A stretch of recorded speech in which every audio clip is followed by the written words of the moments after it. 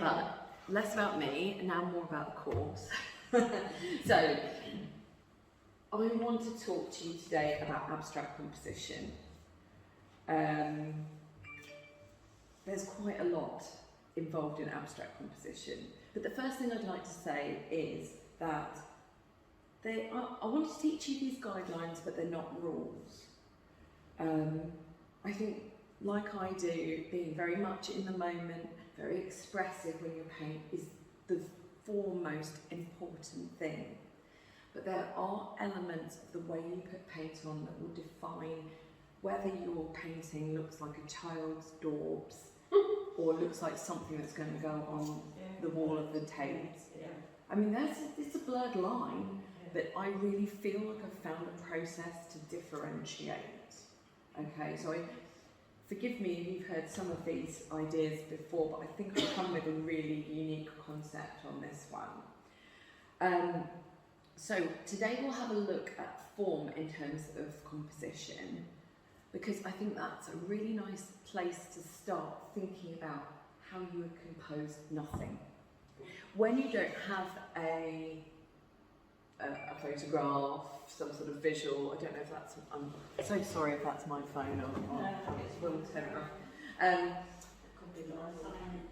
Well, don't worry about it. When you don't have a visual starting point, you only have a feeling or a place, or the feeling of a place, or a feeling of your mood or whatever. It's really hard to think about composition because there's no horizon line, vanishing points. You know, you haven't got a bowl of fruit and a disparate lemon in the foreground like Suzanne. You know, you've got no starting point. When you've got a bowl of fruit, you can decide how much negative space. Do I have 2/3 negative space and 1/3 subject matter, or do I have 1/3 negative space and 2/3 subject matter, or whatever? You've got something to start thinking about, haven't you? But with this, there's nothing. So if I give you some kind of structure or guideline, I think that gives you something in the back of your mind. Almost learn it today, think about it, shelve it, and somehow it's going to be there subconsciously as you go on to paint, I hope. So the objective is to create a reference sheet of the 14 types of composition, although I'm sure there's more, but this is a good introduction to the different types of composition. And then the idea was to just at least try one of those types of composition as a little wee abstract painting. I mean, depends on how quick you are at painting. Some of my painters that have been with me for a long time could probably knock out the 14 in about an hour. We probably won't do that. I don't think I could even do that, but everybody does paint at different rates. So I'd quite like to give you a little bit of work to do and then a lot of work to do if you need to. So then it accounts for everybody's skill level and speed. Because even if you're the most skilled artist, we all work at different speeds. Some artists work really slowly, some artists work incredibly quickly. It doesn't really have anything to do with whether you're good or not. Anyway, what's good and what's not. I'm saying my 3-year-old daughter's pretty good. So anyway, the first thing you would need to think about. Oh, any questions quickly, and I'll have a drink of water and shut up for a second. Any questions about my background, how I teach? Any? No? Very silent. That's right. Oh, I'm kind of breath now. So, the first thing you probably need to think about when you're approaching an abstract painting that you have no real reference for. So if you're doing a contemporary landscape, you've probably got a couple of photos or an idea in mind of the amount of depth you want to create, the depth of field, maybe a vanishing point, perhaps a little bit of an indication of a horizon line. But with an abstract painting, you're coming to it without anything. So you have to think carefully about the format, so the layout. So what do? Do I go landscape, do I go portrait, or do I go square in terms of format? First thing I'd say about choosing the format is obviously if you have a pre-stretched canvas that's kind of chosen it for you, hasn't it?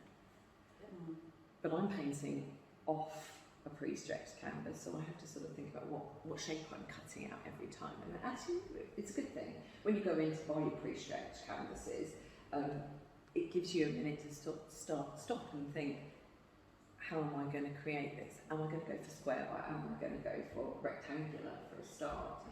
Square has got a lot more popular recently, and that is sadly due to people looking at pictures on Instagram.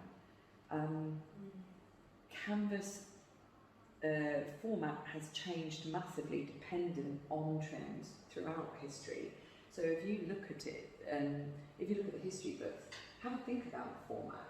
You know, it's really strange how format has really been informed by social history as well. So, of course, square at the moment, but we had sort of, there was very much, canvases were smaller, weren't they? Pre the 20th century, because they were expensive.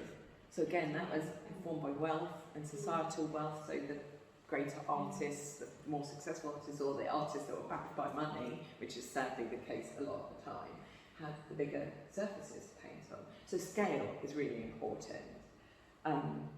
Scale makes a huge amount of difference, because when you're trying to make the same sort of marks that you've made in your sketchbook on a massive scale, you're going to have to change everything you paint with. So your painting tools, probably the way you paint as well, because you won't do this, you'll be doing this, won't you? So scale's a really important one to think about in terms of composition. Texture, balance, and placing the texture is really, really important. We will touch on that. Using negative space. So I sort of had a little bit of a dabble in negative space, didn't I? And talking about how you can create negative space in a landscape. It's easy in a life drawing, you know, I'm sitting here on my chaise lounge and I've got lots of space up there. You can choose how much or how little of the space around me you paint. In terms of an abstract, that's quite difficult. You've got to decide yourself how much or how little you want of negative space you want to create. But there are going to be ways of creating that. The next topic I'd love to look at you with, maybe for the next session, would be colour balance. So looking at the colour balance in an abstract is so important, because you're not just looking at whether the colours work with each other, you're looking at the heat of the colour, so the balance of warm and cool. You're looking at the tone and the contrast, so the balance between dark and light. And you're looking at the saturation, or we call it in fine art chroma. That's the brightness versus the dullness. So I've got some really nice exercises that really help with that.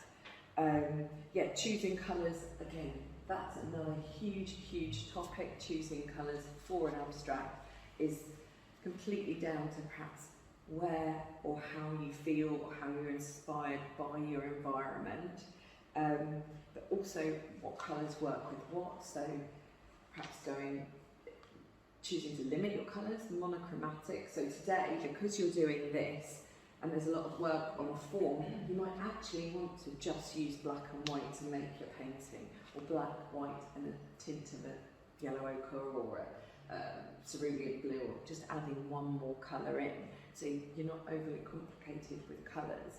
But I'd love to talk, go on and teach you about the colours and how you might use them in terms of composition in an abstract.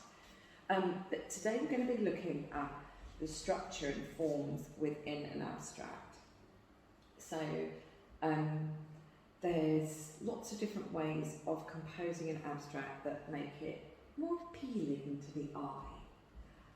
So just to show you some examples. This is an interesting one, this counterbalance. So you see it quite a lot in abstract painting, that you'll get a large form and then a little form. So there's a real sort of counterbalance energy to it.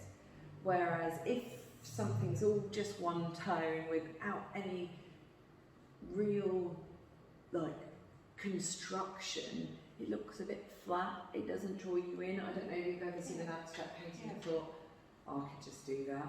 give me Yeah. a roller, like we dogs and paint up one, you know. But then you'll see another abstract painting, like something incredible that's got this real sense of balance. It just, everything is weighted right. So this is really what we're trying to create today. It's that weight within a painting, or those marks, or that flow or form within a painting. So this is